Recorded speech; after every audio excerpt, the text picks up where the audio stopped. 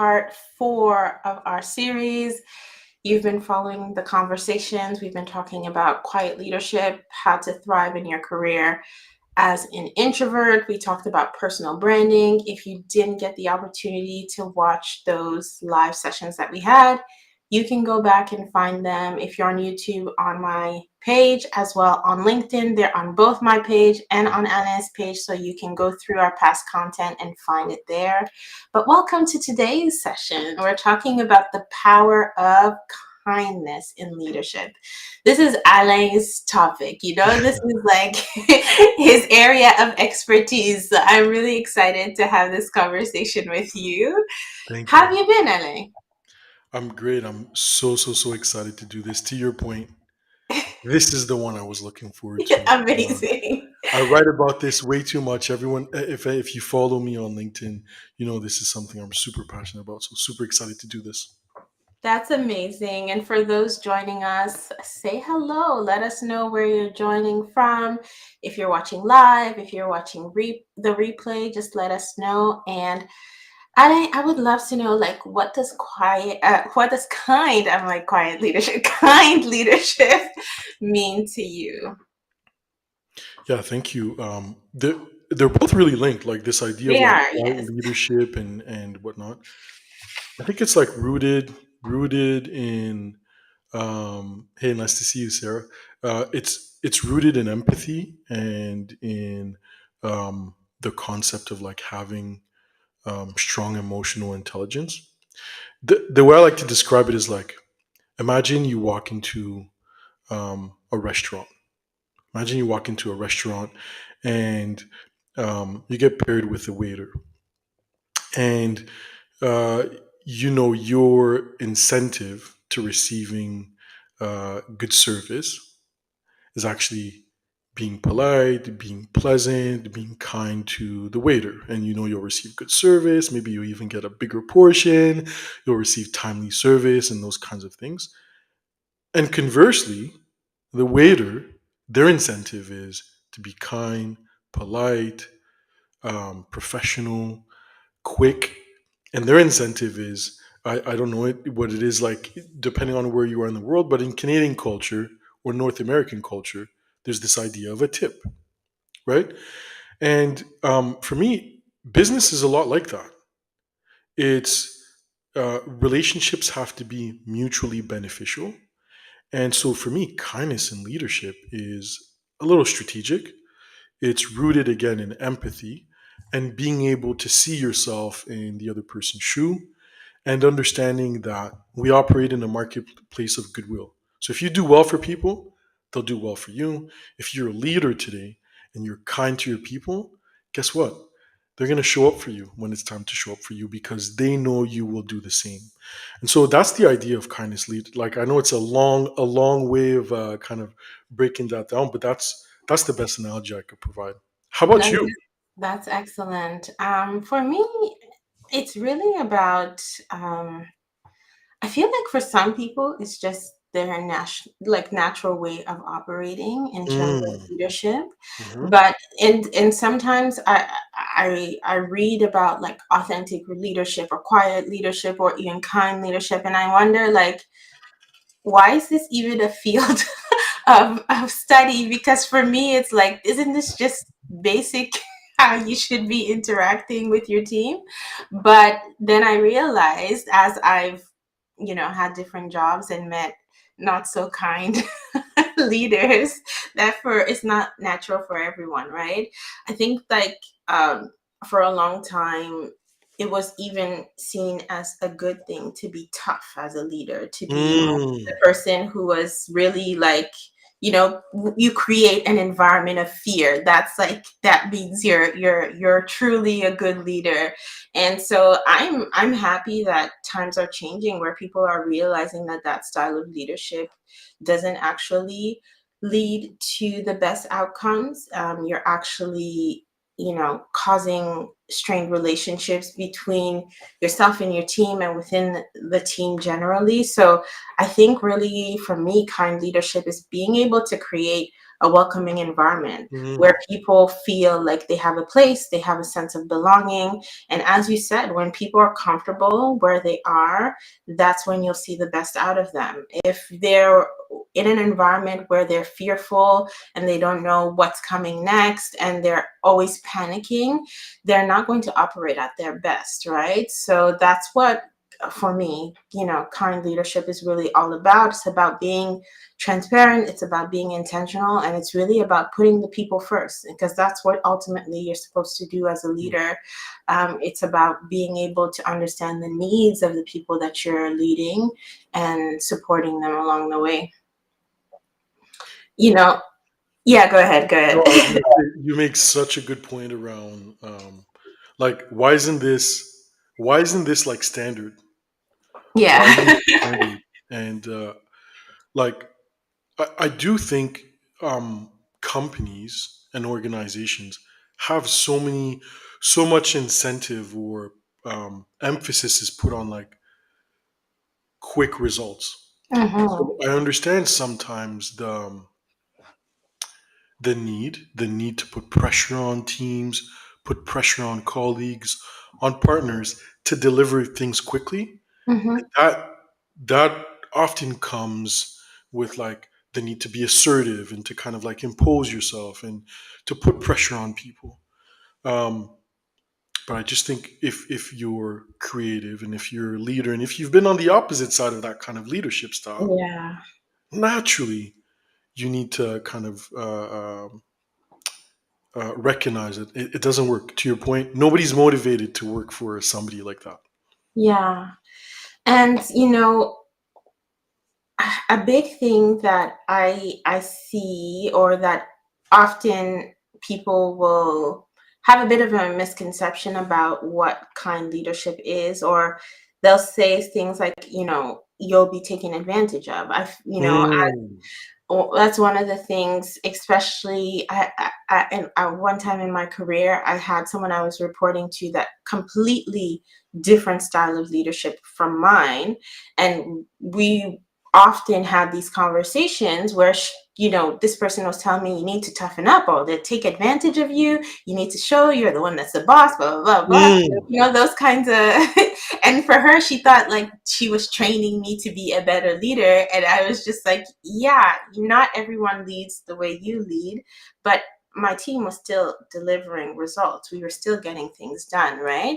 So I just want to know from your perspective, because this is something you advocate for so strongly and that you implement in your own practice and in your career. How do you deal with that aspect of potentially being taken advantage of? Mhm. Is that even a thing? What's your take on that? For sure. And yeah, I see some great comments there. Yeah, it creates a lot of doubt in your people if you're leading with fear, and yeah, you have to be a good human. What I'll say is this: is I've heard it, right? I've heard it all. Alain, you're too nice, and whatnot. And like, to me, the notion of being kind is it's not that you can't be firm.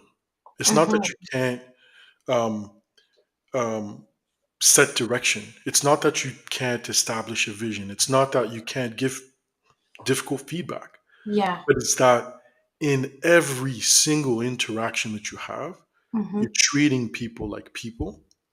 love that. And again, it's rooted in empathy because you could be on the other side. Maybe you have been on the other side. And Mhm, so, yeah, there's, I think, a common misconception that it's weak, that it's, I'm advocating for people to be like pushovers or welcome mats. And it's funny, like I've even had the comment that like it's virtue signaling, right? I'm mhm, I'm I'm talking about something that's unrealistic and I'm naive. It's not that at all. All I'm saying is that in leadership today, in 2024, people value flexibility. mhm, People want to be treated like equals. They do not care about hierarchy and titles and those kinds of things. And when you think about like the Gen Zs that are entering the workplace, and even us millennials, I'm aging myself again, but even us millennials, and some Gen Xers, and I would even argue some baby boomers as well. Maybe it's not a style that they were used to, but Yeah. today that is what they're looking for, right? Yeah. Like even a simple question or a topic like remote work. That Mm-hmm. to me is rooted in kindness, being Mm-hmm. flexible and understanding what it means to an employee and the kind of flexibility they get by being allowed to work in a hybrid fashion or remotely. And so I just think, to be honest, kindness is um, what's needed today. It's like modern, and there's no turning back. Like this, like strong will, like strong-handed leadership, heavy-handed leadership. It may have worked 30 years ago, 40 years ago, but today I'm not so sure. Fair enough. Fair enough. As you were talking like about the generational differences, there's these videos that I've been seeing online where it's like, I'm a millennial manager, of course. And then it's like, I let people take time off without, telling me why they're taking time off. And like you go in the comments and it's like people are just like literally upset that there's a generation of people who are leading differently, who Mm, are allowing people to be people, as you said, and understanding that beyond work, there's so much else that we're dealing with. And it's so interesting, like the differences in terms of the generations and the way of thinking. It, and they say that right now is a unique time where there's like up to 5 generations working at the same time, and that hasn't happened before in this nature. So mm, I think you do feel it, especially with the example that you gave about remote work. I feel like that was one thing, especially when those policies started coming out, that you started to see the differences of the ones who were leading were the older ones who decided that this is the way forward. No one really knows why sometimes. I feel like, I can't say generally, but some organizations implement it better than others. But in some organization, it's still an issue of contention that, people are still having to deal with on a daily basis. So it's quite interesting, how the way of thinking has changed. Our desires have changed, our needs have changed, but the mindset and the structure hasn't changed with the times, mm, basically. mhm. Yeah. Yeah. So yeah, you wanted to add something. No, I was just gonna say, just around the topic of like taking into consider again empathy. This idea of like empathy, like kindness to me also means like taking into consideration people's circumstances, Mm-hmm. and again, not making exceptions for absolutely everything. You can still be firm, Yeah. but it's taking into account people's circumstances and adjusting your style based on that. It's also like there's a big focus on like collaboration, co-creation. You can't make all the decisions on your own. In Mm-hmm. fact, even kindness aside, like what's the saying? Like two brains are better than one. Mm-hmm. You can't make all the decisions on your own. You don't even Yeah. have the capacity, the Yeah. hours, the time in the day. And then lastly, I would say, even around kindness, like something that may sound a bit counterintuitive is like, to me, kindness is actually going to that person who has a bit of a reputation and nobody dares talk to, but they talk about, right? And you're a leader, you know this, right? In a Yeah. lot of workplaces, there's like a narrative that follows someone, and nobody Mm-hmm. was kind enough to tell them, Mm-hmm. hey, this is a problem here. And Yeah. kindness means, you know what? I'm gonna have that conversation with the person. Mm-hmm. It might not be like smooth and easy, but I'm gonna Mm-hmm. have that conversation because I owe it to that person to let them know that they need to improve their performance in a way or improve their attitude in a way or and whatnot. And so kindness doesn't always mean just making concessions and being soft. Yeah. It's also being motivated to do the right thing. Yeah, from what I'm hearing from you, it's like it's being purposeful in your leadership. It's Hmm. being really, really intentional, but almost like with a level of transparency to put people first, to the point that even if it's an uncomfortable conversation, or even if it's something that you wouldn't normally address, because you're putting the person first, you are willing to have those difficult Mm. conversations, you know? So that's amazing. I'm just going to look at some of the comments.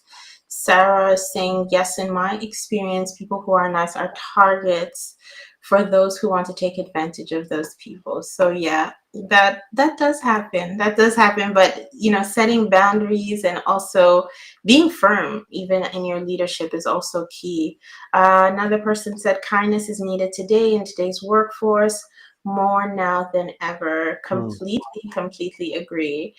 So, Anna, if we're going to be a little bit more practical now, you know, we talked now about, yes, we all agree it's important.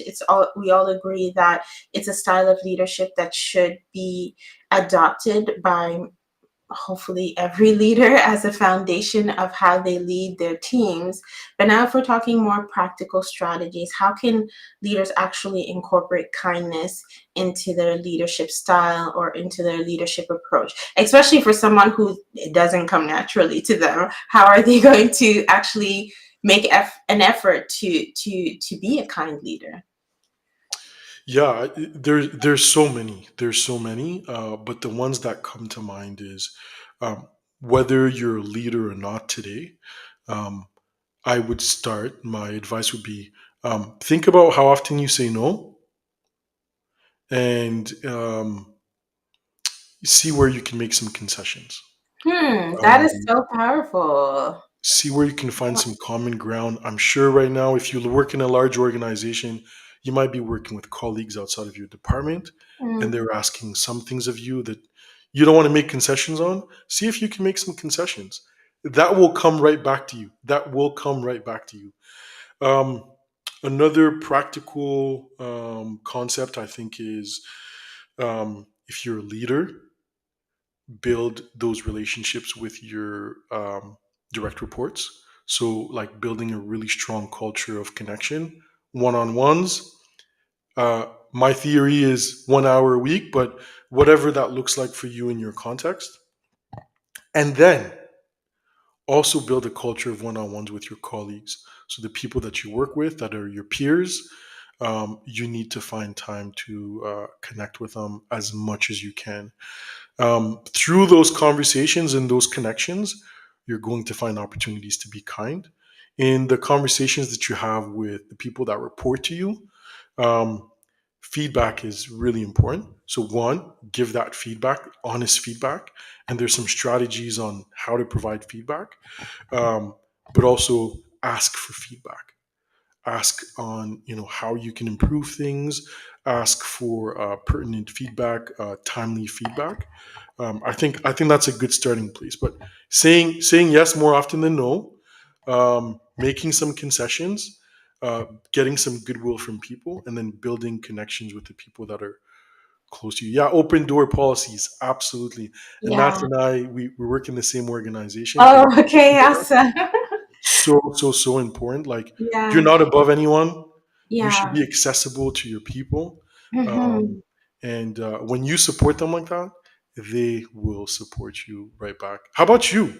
You're a leader as well. You've got so much experience in so many different contexts. What are the Yeah. strategies that have worked for you? Um, this open door policy, I think, is important. Being available is a big thing. Patrick said, start with being human. Mhm. That's My guy. it. Just be human. I love that. Um, You know, for me, what has really worked is understanding each person that I am working with. When I start off on a new team, I typically don't make any major decisions when I'm starting off, because I want to take the time to observe and understand the environment, but also the people that I'm leading. So, you know, I prefer to not be the leader that comes in and is like, I'm the boss, I'm going to change everything. You know, you haven't been doing things properly. I've had those kind of leaders, and it often doesn't turn out the way they want it to. So that's something that I have made a conscious effort to really like get to know people and their style. And I adapt my leadership style based on who I'm leading. So, for example, if one person is telling me they prefer to have monthly check ins, whereas another one is telling me they want weekly check ins, Yes. I'll do whatever you need so that you feel like you have what you need to do your work properly. So for me, the most important thing is adaptability. As a leader, obviously you have your preference, you have what works for you, but you can still, shift and adapt to be able to accommodate another person's need. And when you're able to do that, ultimately, that's how you're going to get the best out of that person, because they feel like, oh, this person is really going out of their way to support me. This person is going out of their way to meet my needs. So, if they're asking me to do this to support them in their work that will help the organization, for sure, I have no issue doing that. And that is what I've seen has produced the most, has been the most effective for me. It's really understanding people's communication style, really understanding people's a way of doing their work, and that comes in terms of strengths and areas of improvement as Mhm. well, and then collaborating with them to get things done. So that's really how I've been able to lead, and it's really just by taking the time to understand who's this person, and what can they bring to the table. I often also try, like, I'm talking more when you're starting a new role, but still is something you can implement. Try also not to be impacted by like the comments that other people have made about this person. When you start a new Oh job my as a God, leader, yes. yeah, Mhm. they'll tell you, like, especially whoever you report to or whatever, they'll sit you down and tell you, oh, this person is like this, that person is like this. And even as you're going, you'll hear different things. I don't, like, you can tell me, but I'm not going to take it into consideration. I want to let that person show me who they are on their own. And I'll make a decision that way based on how I interact with that person. Because your interaction or your relationship with that person may be completely different from how I get to know the person and we're able to work together. So I think that's another thing also that I've noticed. Like, sometimes people just have this idea that, oh, I was told this about this person, I have to be cautious, I have to be careful. Like, yeah, sometimes it does happen, but also give people the grace to, maybe they're working on themselves. Maybe they're looking to improve themselves as a person, as an employee. Like, don't set labels on people without Mm. having the opportunity to let them prove themselves and show you who they actually are. And I found that has been an effective way to lead as well. I love that. Don't come Yeah. in with like any preconceived notions or about anyone. I Yeah. think that is so powerful. Like this idea of not labeling people, because that does happen in leadership a lot. Hmm. People carry uh, some baggage with them, whether they Hmm. know it or not. Yeah, And people have opinions about them. And you can, like, if you're not careful, that can really influence your thinking and your approach. And definitely. if you're not careful, you'll write off people before even getting to know them. And that's really why I value those connections, right? Those one-on-ones, to your point, personalized depending on the person, Hmm. really trying to build a connection with that person. So, to your point earlier, you understand their motivations, what drives them, Hmm. what are their barriers, where they can truly improve, and those kinds of things. Yeah, it's really about, like, I really do think it's about coming from a place of empathy Hmm. and trying to understand that person. Yeah. Uh, that's like kind leadership to me. Yeah, for sure. And that's how you build trust. It's like it's the foundation of being able to build an effective team is you need trust. If you're working with people that you don't trust, like, you'll always be on eggshells kind of wondering, is this person trying to do something to sabotage me or whatever? But Mhm. when you're able to build those relationships where people actually get to the point that they trust you, like, the sky's the limit. That's when you can really produce great results. Patrick is saying here, active listening is crucial. Most people don't listen to understand. If you don't understand, you can't empathize. That's Mhm. very true. And Mm. then another person said, form your opinion. That's great. Amazing. So, Alain, just in your own experience, do you feel like kind leadership is something that can be implemented like in all industries? Or do you feel like there's some industries where it could work better than others? Or is it just something that everyone should consider? Or, you know what I mean? Like, because, I sometimes think about it where, maybe in the nonprofit sector or even the public sector, that there is obviously always every organization is focusing on value for money and ensuring that they're getting the most for whatever they're investing, but there sometimes is that aspect of it being like a purpose driven organization, so it's an impact driven organization, so you get people who tend to have this focus on this kind of leadership, whereas maybe private sector where it's like, I'm just trying to, Yep. we're trying to get make money, trying to focus on the bottom line here. Is it the same thing, or do you think it could be different? Beautiful question. I'm still kind of formulating my thoughts, but I won't go on a diatribe about the capitalist society we live in. But No, please. We yeah, don't want to offend anybody. I guess um, I think these are like universal principles. I really do believe so. Yeah. I think at the end of the day, you're dealing with humans, regardless of the industry or sector you work in.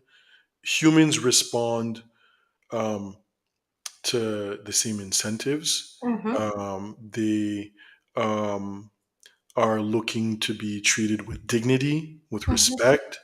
They're looking to be welcomed and recognized in any environment they operate in. So I think it's universal everywhere.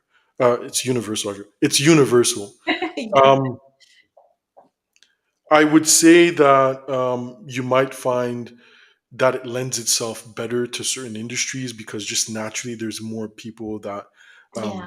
have certain kind of pensions in certain industries. But um, I do think it's universal, whether you're in the private sector and on Wall Street. Um, Ultimately, people want to be, again, treated like people. People want to be treated like people, and that's so important. What do you think? What are No, your I, thoughts? I completely agree with what you're saying. I think though, like different organizations have their culture, and that also can sometimes influence your ability to Yeah. actually, if you may want to be the kind leader, but the organization's culture just doesn't accommodate that, right? So those are kind of sometimes the a bit of the dilemmas that I've had with some of my clients, and that's kind of where this question is coming from, because they want to let the people have their flexibility, especially when you're in that management kind of category, middle management. They want to give people the flexibility, they want to be able to accommodate the PTO, they want to be able to let people work remote 100%, but the culture of the organization is just not accommodating it. And so I think it just Mm, goes back to what I was saying before, is that people's mindsets have changed, people want something different out of work, but the culture and the mindset sometimes of the structure, and the system hasn't adapted to accommodate that, which is why I think a lot of the challenges that we're having right now are happening, where either you have some industries where people are just leaving completely because they're like, I'm done with corporate, I'm going to find something else to do, and other sectors they're struggling to find people because people don't want to work in that field anymore. So I feel like a lot of these challenges are coming from that mismatch that's happening. But yeah, it's a big issue. I so agree, and like the question to me is like, is the world ready for this? Like, is the business world ready for it? And Yeah. yeah, in terms of readiness, I would agree with you.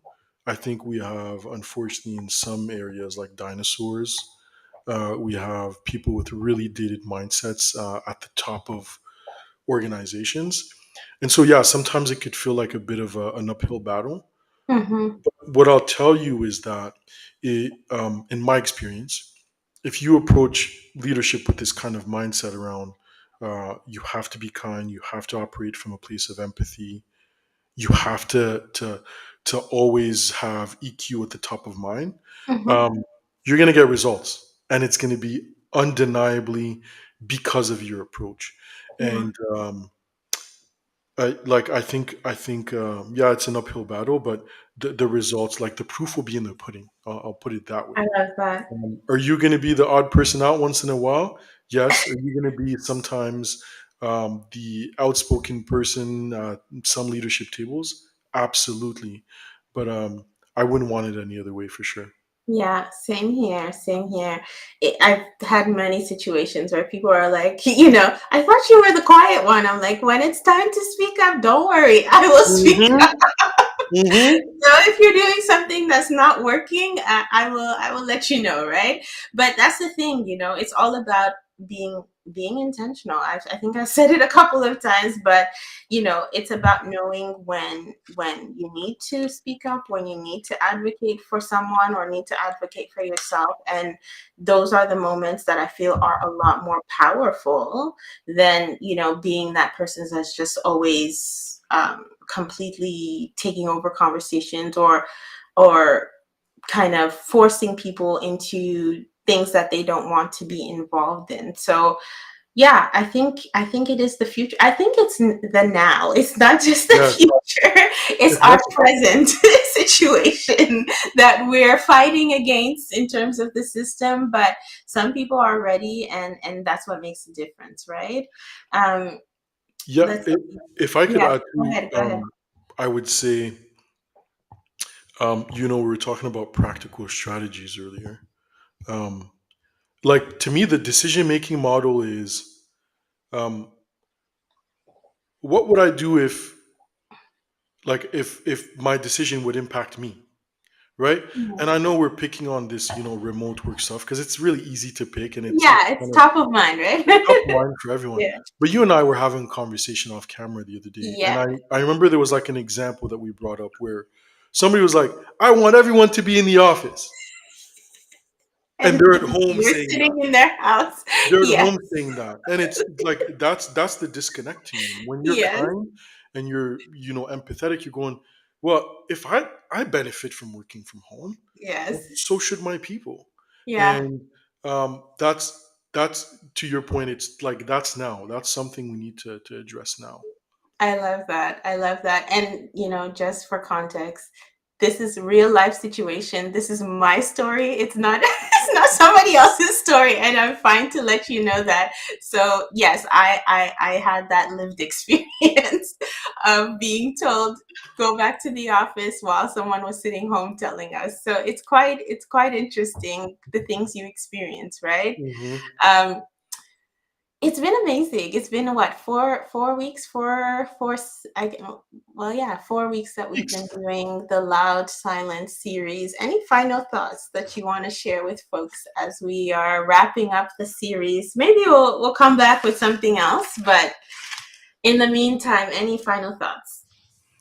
Yeah, we talked about so many things. uh, Firstly, just this idea of like, if you're quiet, it's okay. You're not silent. And you talked about it today. Like, we're quiet, but we're not silent. We can show up Mm-hmm. when we need to. You can pick your spots. You can choose how you want to network the way that's kind of comfortable for you. We talked about personal branding and the value in that. You already have a personal brand. What we're advocating for is not for you to be a content creator, to, write on LinkedIn. What we're saying is you need to own the narrative on you. And whatever that looks like, whether it's through relationships or through some of the activities you do at work, you have ownership of that if you want to. And then today, of course, you can be kind in leadership. It's not Mm-hmm. being soft, it's not being weak.